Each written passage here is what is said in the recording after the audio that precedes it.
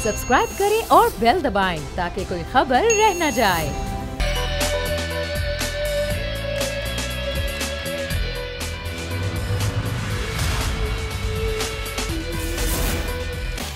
बिस्मिल्लाहिर्रहमानिर्रहीम, अस्सलाम वालेकुम। प्रोग्राम में मैं सुमैया रिजवान आपको खुश आमदीद कहती हूँ।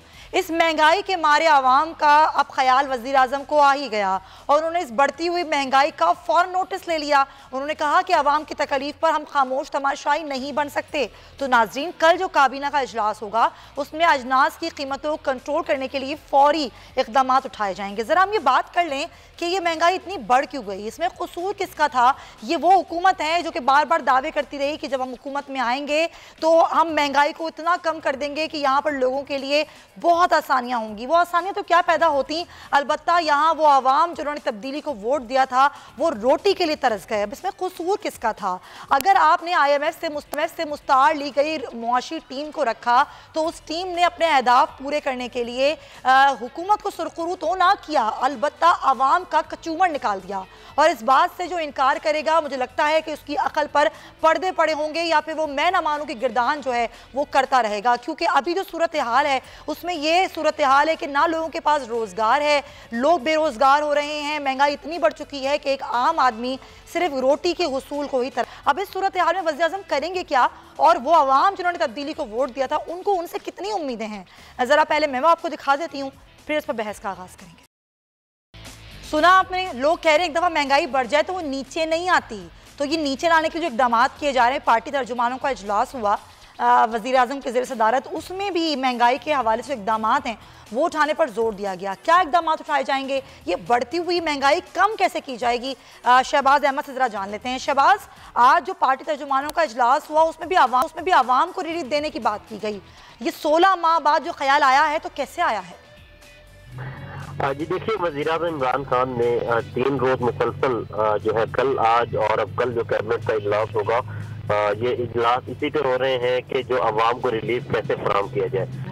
उसमें आज एक बड़ा फैसला ये कर लिया गया है कि 15 अरब रुपए का मजीद जो है सब्सिडी दी जाएगी। और वज़ीर आज़म इमरान खान ने कहा है कि यूटिलिटी स्टोर के जरिए खाने पीने की चीजों पर रिलीफ दिया जाएगा।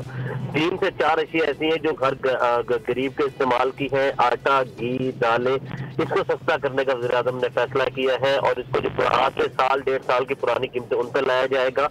उसमें वज़ीर आज़म इमरान खान ने कहा है कि जो खाने पीने की चीजें हैं उसके जो इंतजामिया के जरिए मॉनिटर करवाया जाएगा, के खिलाफ भरपूर जो है वो कार्रवाई अमल में लाई जाएगी, तमाम अशिया में शामिल होंगी।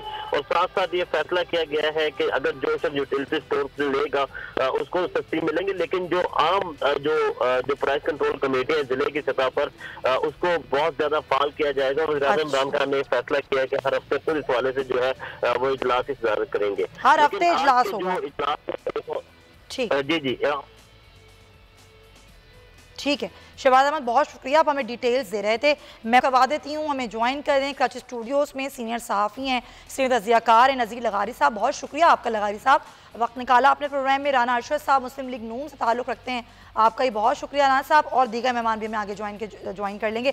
लगारी साहब, आखिरकार हुकूमत को ख्याल आ ही गया, अब फिर 16 माह बाद अगर ख्याल आ गया है तो ये रिलीफ कैसे देंगे? नहीं, वो जाएंगे आसमान से तारे तोड़ेंगे और लाकर लोगों के कदमों में बिछा देंगे, और वो दूध और शहद की नहरें बहाएंगे जो इन्होंने रोक रखी थी अब तक, और वो जाएंगे कोई ऐसी चीज़ें पैदा करेंगे कि लोग हैरान हो जाएंगे। मेरे ख़्याल में एक शो होगा जिसके अंदर जो है जिस तरह से टोपी में से कबूतर निकलता है वो कबूतर निकाला जाएगा, फिर उसमें से आटे की थैली निकलेगी, फिर उसमें से जो है वो सब्जियां भी निकलेंगी, इस तरह की शोबदाबाजी हो रही है लगता है। मुझे यही लग रहा है कि इन्होंने अभी जो जुमला इस्तेमाल किया था कल जनाब असद उमर साहब ने, वो कमाल का था कि जी हम महंगाई की कमर तोड़ देंगे। पहले उन्होंने जो है कंज्यूमर की और आम सारिफ की और आम आदमी की कमर तोड़ी, और अब जो है वो महंगाई की कमर तोड़ने जा रहे हैं। बस फिर भी लोगों की खुदा खैर करे, और जो आम आदमी हैं जो आस लगाए बैठे हैं और जिनकी आस टूटती जा रही है उन पर अल्लाह रहम करे और खुदा खैर करे। ये हुकूमत किस तरह से चीज़ों को लेकर चल रही है और किस तरह से तब्दीली के शोबे दिखा रही है, इससे तो लोग बहुत ज़्यादा बेजार आ गए हैं। ठीक है, लोग तो बेजार हो गए हैं, लेकिन अब जाहिर सी बात है लोग क्या करें कि उन्होंने अभी वोट तो इनको दिया था, अभी हमें क्या रिलीफ देंगे ये तो आने वाला वक्त बताएगा। राना साहब, अपोजिशन जो कुछ कहती है वो एक अलग कहानी है।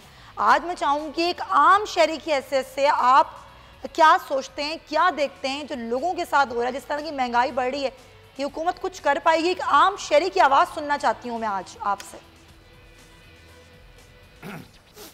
जी बिस्मिल्लाहिर्रहमानिर्रहीम।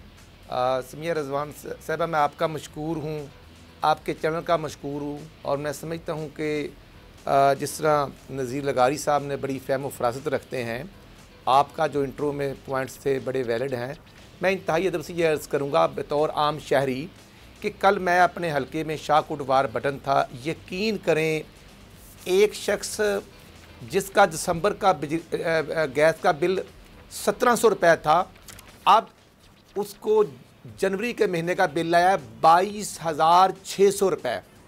रिजवान उसका नाम है और 12 चक का वो रहायशी है। उसने मुझे ऐसे बिल दिखाया, कहता मैं किधर जाऊं, मेरी तो 6 माह की इनकम जो है वो 20,000 रुपये है, मेरे छोटे छोटे बच्चे हैं और मैंने तो गैस जलाई नहीं, और मुझे गैस का बिल आ गया। फिर उसी तरह 35,000 40,000 गैस की लोड शेडिंग के बावजूद, प्रेशर कम होने के बावजूद उसका ये रेट्स हैं।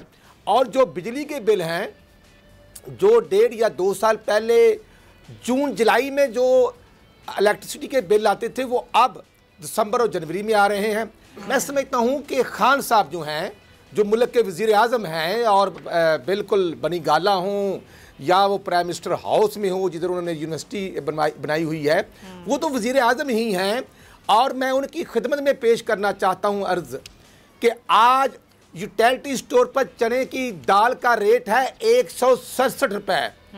2 हफ्ते पहले ये चने की रेट था 162 रुपये। आम बाजार में चने की दाल जो है वो 155 रुपये या 50 रुपये किलो है। इनके यूटिलिटी स्टोर पर रेट ज़्यादा हैं।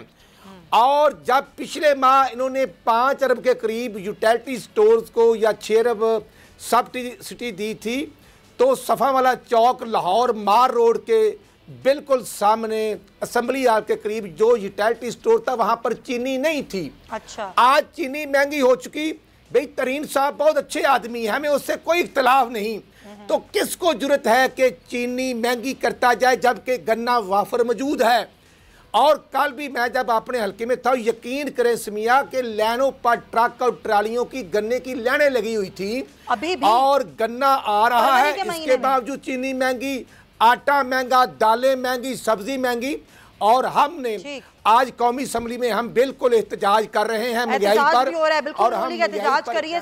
तो अब ये तो महंगाई ऑलरेडी है, इसमें मजीद महंगाई होगी क्या? मजीद महंगाई के बम जो हैं वो आवाम पे गिराए जाएंगे? मैं बात कर रही हूँ IMF से जो मुज़ाकरात चल रहे हैं, अब वो मुज़ाकरात ज़ाहिर है अब आगे बढ़ रहे हैं और अब ये बात की जा रही है IMF की जानिब से कि जो अहदाफ मुआशी हासिल नहीं किए गए थे टैक्स वसूलियों के हवाले से, वो अहदाफ अब हासिल किए जाएँ।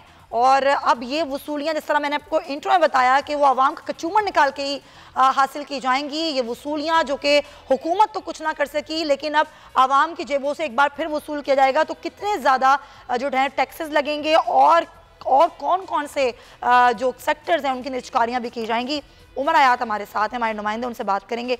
उमर, ज़ाहिर है ये जो मुज़ाकरात हो रहे हैं ये अब अगली किस्त के लिए हो रहे हैं, ये अगली किस्त IMF उसी उस पर देगा शर्त पर कि आपने उनके अहदाफ पूरे किए हों। हुकूमत ने क्या बताया है, क्या वो अहदाफ पूरे नहीं कर पाई है और क्या मज़ीद टैक्स भी लगने का अंदेशा है? बिल्कुल जी, जो टैक्स हदफ था 5,550 अरब रुपए का जब रखा गया था, तो उस वक्त ही हमने कहा था कि ये एक ऐसा टैक्स हदफ है जो कि पाकिस्तान के लिए, खासतौर पर FBR के लिए इसका वसूल मुमकिन नहीं है। लेकिन अब उसके बाद हमने देखा कि IMF जब दूसरी दफा आया, जब दूसरी किस्त के लिए मुज़ाकरात हो रहे थे, तो उस वक्त IMF ने ये और ये हदफ 5,238 अरब रुपए कर दिया। और उसके बाद अब फिर एक FBR जो है IMF से ये दरख्वास्त कर रहा है कि जो टैक्स हदफ है उसको कम किया जाए। और IMF ने FBR की इस इजलास को मुस्तरद कर दिया है और FBR को ये हिदायत दी है कि आप नए टैक्स लगाएं, आप टैक्सों की शरह में इजाफा करें। और दूसरी जानिब जब हमारी FBR से बात हुई तो FBR हुकाम ने कहा कि हम अगर मजीद टैक्स लगाएंगे और नए टैक्स आएंगे या टैक्सों की शरह में इजाफा करेंगे तो उससे महंगाई में इजाफा होगा। आज उन्होंने वज़ीर-ए-आज़म इमरान खान ने महंगाई के हवाले से नोटिस किया है। लेकिन ये जो IMF को आगाह किया गया, उमर जरा इसकी वजाहत कीजिएगा कि IMF को हुकूमत ये आगाह करिए कि बिजली और गैस की कीमतों को बढ़ाने के लिए एक मरबूत निज़ाम लाया जा रहा है, इसका क्या मतलब है? देखिए, ये अभी कुछ मुशीर खजाना की सदारत एक इजलास भी हुआ था कि ये जो एडजस्टमेंट होती हैं क्वार्टरली और ईयरली जो एडजस्टमेंट होती हैं, इन एडजस्टमेंट का एक मैकेनिज्म बनाया जाए कि ये जो क्वार्टरली एडजस्टमेंट होती हैं इनको ईयरली या हर 2 साल के बाद या 6 माह के बाद, यानी इसका एक मैकेनिज्म बनाया जाएगा। अच्छा। कि बिजली की कीमतों की जो एडजस्टमेंट है उसका। अच्छा। अब ये भी होता है बाज़-औक़ात के जो फ्यूल प्राइस एडजस्टमेंट है, यानी वो जो नुकसान होता है बिजली की मद में, और वो तो हर माह फिर हर माह जो है वो इजाफा किया जाता है फ्यूल प्राइस में। बिल्कुल सही। जरा एक और खबर हमें दीजिएगा उमर। जाहिर है अभी इक़्तिसादी राबिता कमेटी का इजलास भी हुआ, वो ख़त्म हुआ, उसमें जो चीनी की बरामद है उस पर पाबंदी आयद की गई है, और क्या चीनी की कीमतों को कंट्रोल करने के हवाले से भी कोई पॉलिसी दी जा रही है? जरा डिटेल्स दीजिएगा। चीनी के हवाले से जो आज इक़्तिसादी राब्ता कमेटी में जो एजेंडा था वो यकीनी तौर पर उसमें ये कहा गया कि चीनी जो है वो अब बरामद नहीं की जाएगी, और अगर बरामद करने की जरूरत पड़ी भी तो वजारत सनअत व पैदावार फौरी तौर पर रुजू कर सकती है।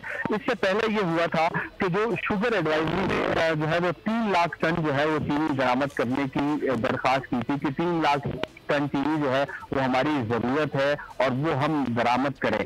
लेकिन अब इक़्तिसादी राब्ता कमेटी ने जो चीनी बरामद करने की जो समरी थी उस पर उसको जो है वो मुअख्खर कर दिया है, और ये कहा है कि इस वक्त जो पाकिस्तान के अंदर चीनी के वाफिर ज़खायर जो मौजूद हैं उन ज़खायर पर तवज्जो दी जाए और चीनी की जो अवेलेबिलिटी है। बिल्कुल सही उमर, बहुत शुक्रिया। अब ये ज़ाहिर मौक़िफ़ भी की गई है। हरे IMF का भी एक जो मुतालबा लटकती हुई तलवार है, उस तलवार से क्या होगा और अवाम का कितना ज़्यादा बुरकस निकाला जाएगा। शाहिद हसन सिद्दीकी साहब हमारे साथ मौजूद हैं, हमारे मुआशरियात हैं, ज़रा उनसे बात करते हैं। शाहिद साहब, IMF अपनी अगली केस जारी करने के लिए अब हुकूमत के जो तमाम तर मुकर्ररा अहदाफ थे उनको देख रहा है। आपको क्या लग रहा है, आप एक माहिर मुआशरियात की हैसियत से क्या देख रहे हैं, ये साल और उसका आने वाला अगला साल अवाम पर कितने महंगाई के बम गिरेंगे और कीमतें मजीद कितनी बढ़ेंगी चीज़ों की? देखिए, पहले मैं आपसे अर्ज कर दूं कि महंगाई तो इसकी हुकूमत का जो 5 साल का दौर है इसमें महंगाई रहेगी। अच्छा। उसमें आपको फिगर्स भी दे दूं कि जब ये हुकूमत बरसर इख्तिदार आई थी तो पिछली हुकूमत ने जो अफराद छोड़ा था वो था 3.9%। सही। खाली 1 साल का नहीं था। अगर आप 2016, 2017, 2018 3 सालों का अफराद इनके आने से पहले 4% से कम था, लगातार 3 वर्षों तक। इन्होंने जो पॉलिसी अपनाई बुनियादी तौर पर ताकतवर तबकों को नवाजने की, और इसमें पाकिस्तान में किसी हुकूमत ने नहीं किया, न दुनिया में किसी और ने किया है। और इन्होंने उसका बोझ जो है इनडायरेक्ट टैक्सेस की शक्ल में आवाम पर, मिडिल क्लास पे डाला, और बिजली, पेट्रोल और गैस के नर्फ बढ़ाते चले गए। स्टेट बैंक भी पीछे नहीं रहा और उसने शरह सूद को बेतहाशा बढ़ाया, रुपए की कदर गिरा दी। तो वजह से जो है वो महंगाई बढ़ी। उसके साथ साथ ज़ख़ीरा अंदोज़ी और बैड गवर्नेंस भी रही। हर हुकूमत ने वक्त पर फैसले नहीं किए गंदम इम्पोर्ट करने के, चूंकि वो ताकतवर तबकों को नवाजना चाहते थे जो कि इनकी हुकूमत में या इनकी पार्टी में शामिल है, जिसका इशारा वफाकी वजीर ने भी दिया है। तो मैं जो स्टेटमेंट आपको दे रहा हूँ कि इस हुकूमत के 5 साल दौर में जब ये खत्म होगा 5 साल, उस वक्त औसत अफरात जो है वो 7.5% से ज्यादा रहेगा। कोई भी जो पॉलिसी इन्होंने अपनाई हुई है, जबकि इनको विरसे में मिला था 3.9। ये तो मैंने 5 साल का। अब सवाल सिर्फ ये पैदा हो रहा है कि गंदम का जैसे बहरान आया, बैड गवर्नेंस में आता है, तो एक वफाकी वजीर ने ये कहा कि इक़्तिसादी राब्ता कमेटी बहुत पावरफुल बॉडी है पाकिस्तान की, और काबीना में जो बैठे टेक्नोक्रेट्स वो माफिया है, और उनकी वजह से ये आया है। तो अगर वो माफिया है तो फिर जो तहकीकात हम निचली सतह से कर रहे हैं और अपोजिशन को इल्जाम दे रहे हैं, तो सवाल ये पैदा होता है कि जो वफाकी वजीर ये कह रहा है कि इक़्तिसादी राब्ता कमेटी और कैबिनेट में माफिया मौजूद है, टेक्नोक्रेट्स, वो क्या है और दूसरी बात ये थी कि दूसरे एक और वफाकी वजीर ने ये कहा कि गंदम के सिलसिले में जो है मैंने बहुत सारे मुझे जवाब नहीं मिल रहे। तो मुझे तो अब ऐसा लगता है कि ये मसला इनका ये आ गया है कि जो इनके साथ पार्टी में लोग हैं जो कैबिनेट में हैं वो उन इस्लाहात के लिए तैयार ही नहीं है जिनसे कि महंगाई में बहुत ज्यादा कमी हो। तो फिर ये वजीर आजम कैसे महंगाई कंट्रोल करने की बात कर रहे हैं? ये आपने जो अहदाफ बताएं आपने पूरे 5 साल के बता दिए, तो ये ज़बानी जमा खर्च होगा आप समझते हैं सर? देखिए बात ये थी कि होता ये है, जो ये भी खेल है, मिसाल के तौर पर आपने महंगाई को 24% तक ले गए, ठीक है, और जिन लोगों ने अरबों रुपए कमाने थे वो कमा लिए, उसके बाद तो महंगाई कुछ ना कुछ कीमतें कम होनी थी। सवाल ये है कि क्या उस कीमत पर, उस सतह पर गंदम आ जाएगा और आटा आ जाएगा जहां से बहरान शुरू हुआ था। यानी ये था कि 70 रुपए से आप इसको ले गए 150 पर, अब अला के 90 पर आप कर देते हैं और आप ये कहेंगे जी देखिए महंगाई कम कर दी। मगर हर एक बहरान के बाद कुछ ना कुछ कीमतें बढ़ती जाती नहीं होती। 3 कदम ये आगे बढ़ते हैं और 1 कदम पीछे हटके कहते हैं जी हमने ये कारनामा कर दिया। तो वही ये होने जा रहा है, इसीलिए मैंने आपको जिम्मेदारी से 5 साल का चीज जो है वो बता दिया।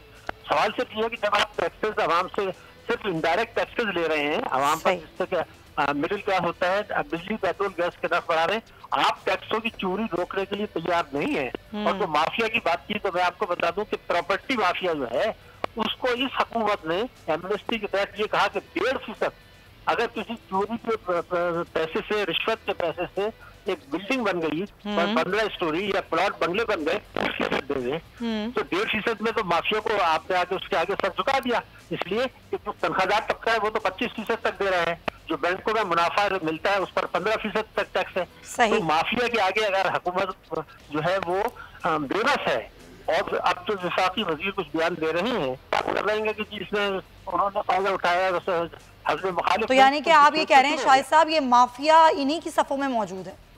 मैंने कहा, मिनिस्टर ने कहा है, अगर आप कह रहे तो मैं नाम बता दूं, शेख रशीद ने ये कहा है कि कैबिनेट में और इक़्तिसादी राब्ता कमेटी में जो टेक्नोक्रेट्स माफिया बैठा है तो उनकी वो तो खुद फैसले करने में शामिल है, तो वो फिर कैसे, वो खुद इस्लाहात करना नहीं चाहते। शाहिद साहब बहुत शुक्रिया, आपने बड़ा टेक्निकल चीज़ों पर आपने जो मुझे फैक्ट्स एंड फिगर्स दे दिए हैं। शौकत बसरा साहब हमें ज्वाइन कर चुके हैं, पाकिस्तान तहरीक-ए-इंसाफ साहब का ताल्लुक है, लेकिन ब्रेक पर पहले मैं जाऊंगी और ब्रेक पर वापस आएंगे तो हुकूमती मौक़िफ़ भी लेंगे कि क्या वाकई आवाम का ख्याल आ गया है या फिर ये भी एक ख्याली ही बातें हैं।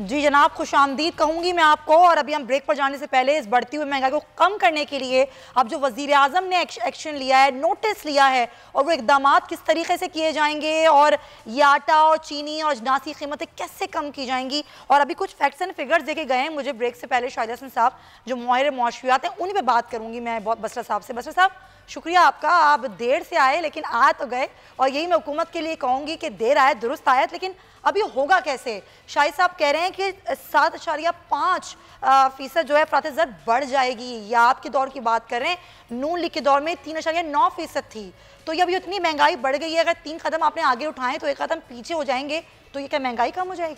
सुमैया, इसमें कतई दो राय नहीं है कि हमारी हुकूमत के लिए सबसे बड़ा चैलेंज हमारी इकानमी है, मुल्क में जो महंगाई है, जो अनएम्प्लॉयमेंट है, और बिल्कुल इसमें हुकूमत जो है डे 1 से ही, चूँकि 70 साल या अमरीत रही, हुकूमतें रही, हमने तो एक दिन भी हुकूमत में नहीं रहे, और वो जो जाहिर है कि 32,000 अरब का जो कर्जा विरासत में मिला, तमाम इदारे तबाह बर्बाद मिले, एक भी इदारा बनावा बख्श नहीं था। इसके बावजूद हम दिन रात एक क्यों हैं, किस तरह से हम आवाम को रिलीफ दे सकें। अभी चूँकि प्राइम मिनिस्टर ने 2-3 दिन पहले कहा है कि हम प्लान कर रहे हैं कि किस तरह इस महंगाई को कम किया जा सकता है। आपने वो तरीकाकार पूछा था कि उसमें 2-3 स्टेप्स हैं जो गवर्नमेंट लेने जा रही है। एक तो हम यूटिलिटी स्टोर्स की तादाद को बढ़ाने जा रहे हैं, दूसरा ये है कि जो प्राइस कंट्रोल कमेटियां हैं, जो मैं समझता हूं कि ये जो माफियाज़ की बात हो रही है, होता ये है कि ये जो मुनाफा बख्श टोला है या जो माफियाज़ हैं वो चीज़ों को स्टोर कर लेते हैं, स्टोर करने के बाद फिर वो मुंह मांगे दाम लेते हैं, और इस वजह से महंगाई और ज़्यादा बढ़ती है। एक क्रैक डाउन करने का फैसला किया गया है इन दिनों में, खास तौर पे आप देखेंगे चीनी वालों पे अब बहुत बुरे तरीके से क्रैक डाउन होगा, खब अक्रॉस द बोर्ड कोई भी होगा। सर गन्ने की क्रशिंग शुरू नहीं है, फरवरी का महीना शुरू हो गया, पंजाब में गन्ने की वो ट्रॉलियाँ जो आप तो खुद पंजाब से ताल्लुक़ रखते हैं सर, तो वो खड़ी हुई हैं। नहीं देखिए, मैं फिर आपको अर्ज़ करूँ कि ज़ाहिर है वो एक तरीका कार है शुगर मिल मालकान का, वो किस तरह उनको पेमेंट करते हैं, किस तरह गन्ना खरीद करते हैं। हमारा काम ये है कि हमने वो चीनी हो, वो आटा हो, वो घी हो, वो दाल हो, अच्छा। आम ज़रूरत ज़िंदगी की जो चीज़ें हैं हमने अब उनकी प्राइस को कंट्रोल करना और इवन नीचे भी लेकर आना है। और इसके बाद आपने कहा एक और भी स्टेप है जो गवर्नमेंट लेने जा रही हो, भी अंडर कंसिडरेशन है कि हम लोग पूरे कंट्री के अंदर 500 रिटेलर प्राइस शॉप्स जो हैं वो भी बनाने जा रहे हैं। अभी उसके ऊपर वर्किंग जारी है ताकि ऐसे स्टेप्स लें जिससे मैक्सिमम लोगों को ये वाला जो अजाब लोगों के लिए बना हुआ है, शायद सिद्दीकी साहब को तो मैं नहीं सुन चुका, लेकिन ये हकीकत है कि लोग महंगाई की वजह से परेशान हैं, लोग महंगाई की वजह से तंग आए हुए हैं। और इसमें मेन रोल जो है मैं समझता हूँ हमारी जो प्राइस कंट्रोल कमेटियाँ हैं जो प्रॉपरली मैं समझता हूँ वर्किंग नहीं कर रही हैं पूरे मुल्क के अंदर। देखिए ना ये महंगाई अभी वो घबराने के दिन किसके शुरू हो गए? समझिए, मैं पहले कहता हूँ अगर आवाम घबरा रही है तो हमें सबको घबराना चाहिए, क्योंकि हुकूमतें जो होती हैं, जो जमहूरियत होती है, उसका मेन नुक्ता नज़र हम कहते हैं of the people, by the people, for the people. अगर आवाम परेशान है तो मैं समझता हूँ हुक्मरान नहीं सोच सकते। प्राइम मिनिस्टर अपनी हर जद्दोजहद कर रहे हैं, लेकिन मैं फिर आपको अर्ज करूँ, आपको याद होगा समैया जब मियाँ नवाज शरीफ 2013 में मुंतखब हुए, उनका मशहूर फिक्रा मुझे अभी तक याद है, उन्होंने कहा जी मैं जब मुंतखब हो जाऊंगा मैं 99 वाली कीमतें वापस लेकर आऊंगा। लेकिन ये होता नहीं है, जब रेट बढ़ जाते हैं आप ये तो कर सकते हैं। आप तो खुद ये मान रहे हैं। मैं अर्ज करता हूँ, मैं होता क्या उसमें जो गवर्नमेंट की रेट लिस्ट है आप उसको इंश्योर कर सकते हैं। अब आप देखें ना, मैं अब मीट है, अगर मीट को वो जो एक मुकर्रर है उसका रेट उसके ऊपर मिले या दाल मिले, चीनी मिले, शायद चीज़ें ख़राब नहीं होती। होता ये है कि जब आप ब्लैक करते हैं, जब चीज़ों की कीमत ज़्यादा लगाते हैं तो ज़्यादा लोग के लिए परेशानी आती है। इसके ऊपर हमारी अब वर्किंग है कि हम चीज़ों चलें। वो राणा साहब कुछ कहना चाह रहे हैं, 16 माह बाद वर्किंग शुरू हुई है। जी राणा साहब। समिया मैं ये अर्ज़ करूँगा, शौकत बसर साहब मेरे भाई हैं, बहुत अच्छे हैं। अभी कह रहे थे कि 70 साल पता नहीं किस किस की हुकूमत रही, तो मेरा भाई पीओ पार्टी में था और बिल्कुल जब पीओ पार्टी की गवर्नमेंट थी मेरा भाई बिल्कुल पीओ पार्टी में था। और आज जो हुकूमत में बैठे हैं, जो शाह महमूद कुरैशी साहब हैं, वो मुस्लिम लीग नून का हिस्सा रहे, वो पीपल पार्टी के वजीर खारजा रहे, उसी तरह तरीन साहब जो हैं मुस्लिम लीग नून में रहे, काफ लीग में रहे, PTI में रहे। ये वही टीम है जो हर वक्त महंगाई करती रहना चाहती है। कल मैं अपने हल्के में था, अब यहाँ भी महंगाई मैं कल अपने हल्के में था, तो मैं अर्ज ये करना चाहता हूँ कि खान साहब फरमाते हैं कि माफियाज को कंट्रोल करना है। भाई किसने कंट्रोल करना है? आप अपोजिशन जो खान साहब से पहले वजीर आज़म शाहिद खाकान अब्बासी थे वो तो गिरफ्तार हैं, और एहसन इकबाल गिरफ्तार हैं, 14 माह से ख्वाजा साद रफ़ीक गिरफ्तार हैं, 9 माह से हमदा शहबाज शरीफ गिरफ्तार हैं। तो अब ये माफिया जो इनके अंदर घुसे हुए हैं, भाई आटा किसने महंगा किया? किसकी जरूरत है? DCO DPO के होते हुए जो खुद बनी गाला से उसकी कमान कर रहे हैं, खुद खान साहब उसको लुक आफ्टर करते हैं। इस महंगाई के जिम्मेदार खुद इमरान खान साहब हैं। और इन्होंने बात की 1999 की, भाई बिल्कुल मियाँ नवाज साहब 62 रुपए और 60 रुपए पेट्रोल की कीमतों के रेट लेकर आए थे, और 2015-16 में 17 में अल्हम्दुलिल्लाह हमने आवाम को रिलीफ दिया था। सियासी इल्जाम तराशियां बहुत हो गई। अभी आवाम का आप सब लोग मिलकर ख्याल कर लें, किसी चीज में तो मिल जाए। बड़ी आवाम की बातें करते हैं सारे, लेकिन अगर आप लोग आवाम हम यही अर्ज करते हैं कि गवर्नमेंट डिलीवर करे। सर चले मुझे आगे बढ़ने दें। 500 समिया 500 शॉप्स, 106 जिले हैं पाकिस्तान के, और 500 जो शॉप्स खोलेंगे, आप खुद अंदाजा लगाएं कि एक जिले में अगर 5 शॉप्स खुलेंगी तो लोग कैसे रिलीफ लेंगे? सर हम देख लेंगे ना, वो दिन भी आएगा कि हम देख लेंगे। अभी वज़ीर आज़म नोटिस ले रहे हैं, कल काबीना के इजलास में इक़दामात उठाने की बात होगी, देख लेते हैं सर क्या होता है। कुछ नहीं होगा। 16 माह में जो नहीं हुआ वो अगले 16 माह में होगा या नहीं? यूटिलिटी स्टोर पर चने की दाल का रेट 167 रुपए है। सर मैं भी ग्रोसरी खरीदती हूं, मुझे मालूम है रेट्स क्या हैं। सर पॉइंट टेकन, मुझे आगे बढ़ने दें क्योंकि एक खबर है वो मुझे नाज़रीन को बतानी है और उस खबर पर डिस्कशन करूंगी। एक और खबर है उस पर डिस्कशन करेंगे। खैर खबर ये है कि आज जो काफ लीग थी उन्होंने मुज़ाकराती टीम से मुज़ाकरात किए, मुज़ाकरात हो गए जनाब कामयाब। अब काफ लीग को फंड्स भी मिलेंगे और साथ ही साथ वुज़रा को इख्तियारात भी मिलेंगे। और खुद चौधरी परवेज़ इलाही साहब आए, उन्होंने मीडिया से गुफ्तगू की, उन्होंने कहा सब कुछ सेटल्ड हो गया, बातचीत हो गई है, अब हमें कोई भी तहफ़्फ़ुज़ात नहीं है। बाद में परवेज़ खट्टक साहब ने बात की, उन्होंने कहा ना हमारे तहफ़्फ़ुज़ात पहले थे ना अब हैं और हम आगे मिलकर चलेंगे। ये तो हुई एक खबर। अच्छा एक और ख़बर है, ज़रा उस पर डिस्कशन हम आज कर लेते हैं। इलेक्शन कमीशन ने असासों की तफसीलात जारी कर दी हैं जनाब सियासी जमातों की।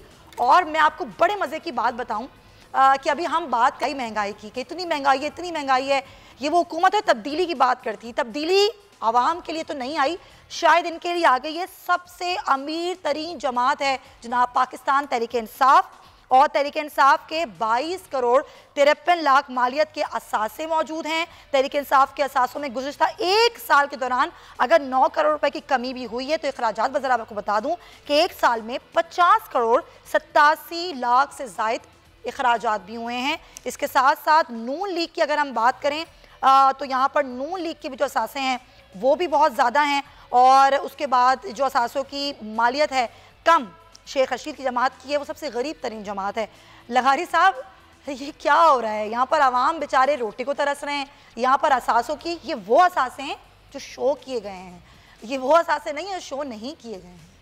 अच्छा, असासे सियासी जमातों के असल असासा ये नहीं होता है कि किसके पास कितने करोड़ हैं या कितने अरब हैं। असासा ये होता है कि उनके पास फॉलोइंग कितनी है, मासेस कितने, लोग कितने उनका साथ देते हैं, वो उसका असल असासा होता है। अगर पीटीआई के पास पिछले साल ज़्यादा असासा था, ज़्यादा वोट लिए थे और 2018 का इलेक्शन जो उन्होंने जीता था, अब उसके पास वोट बैंक वो इंटैक्ट है या नहीं है, इसका अगर इलेक्शन होते हैं, अगर बल्दियाती इलेक्शन होते हैं और अगर इसी तरह से उनके अंदर अगर ट्रांसपेरेंसी होती है, इसलिए कि हमें कभी इस तरह के इलेक्शन देखने को नहीं मिले हैं कि जिनमें ट्रांसपेरेंसी हो।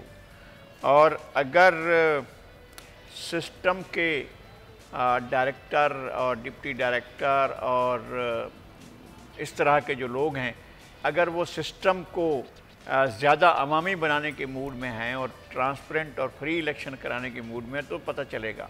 तो फिर जहाँ तक है असासों की बात, तो अभी तो बहुत सी चीज़ें हैं और तो सुप्रीम कोर्ट चले गए हैं कि जी फॉरेन फंडिंग केस। जी सर, मैं उस पर भी आऊंगी सर ब्रेक के बाद। यहाँ पर एक ब्रेक शामिल करेंगे प्रोग्राम में वापस आएंगे तो मजीद डिस्कशन को आगे बढ़ाएंगे। Stay with us.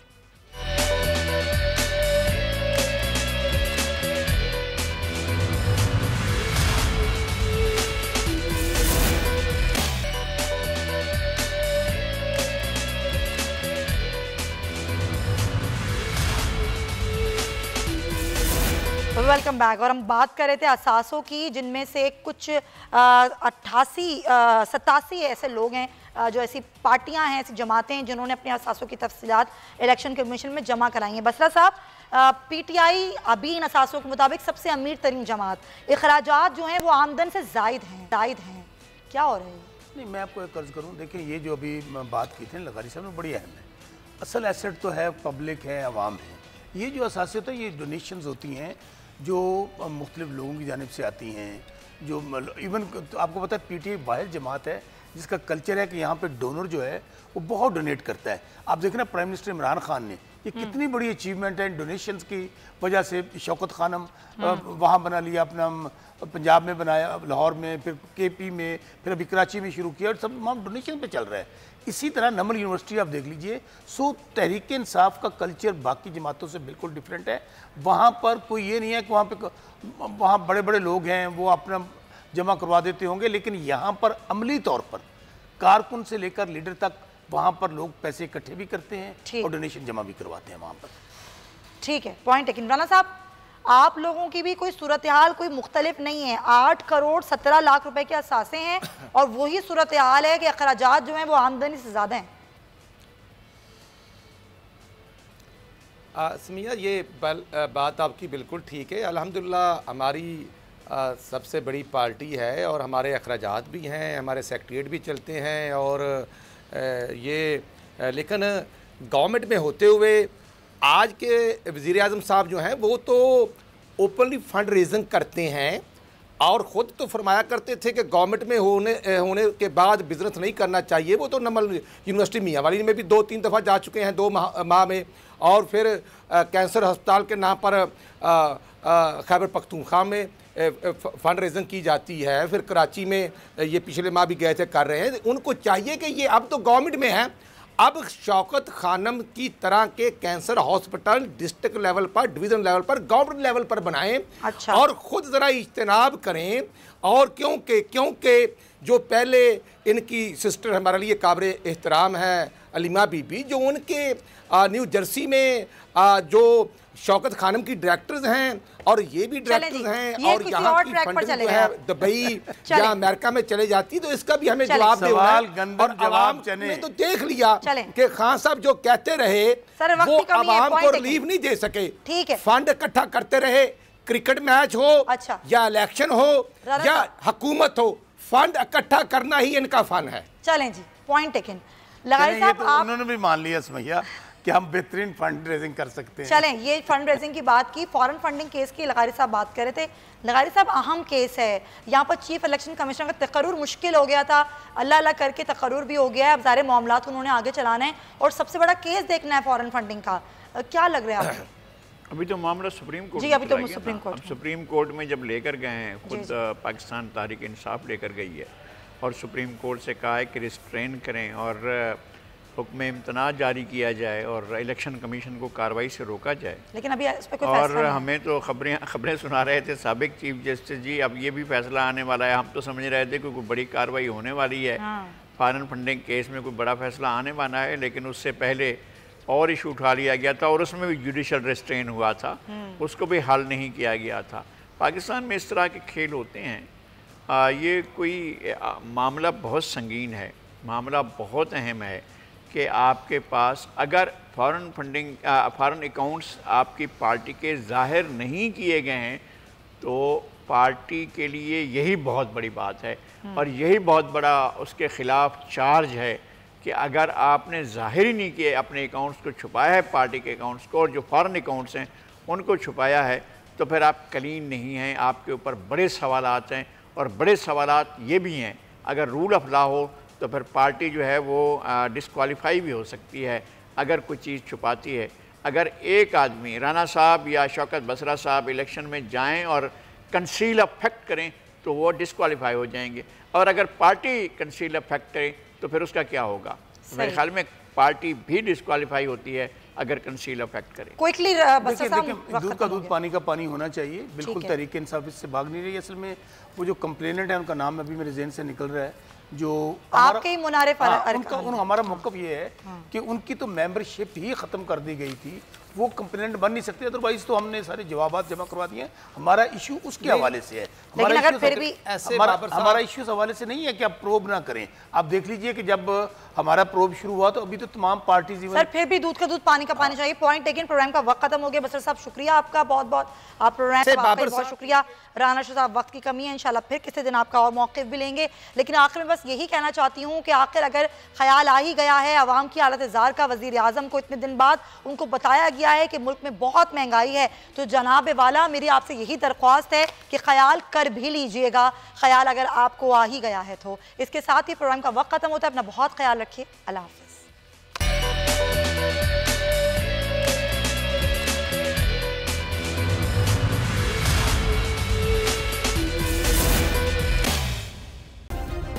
सब्सक्राइब करें और बेल दबाएं ताकि कोई खबर रह न जाए।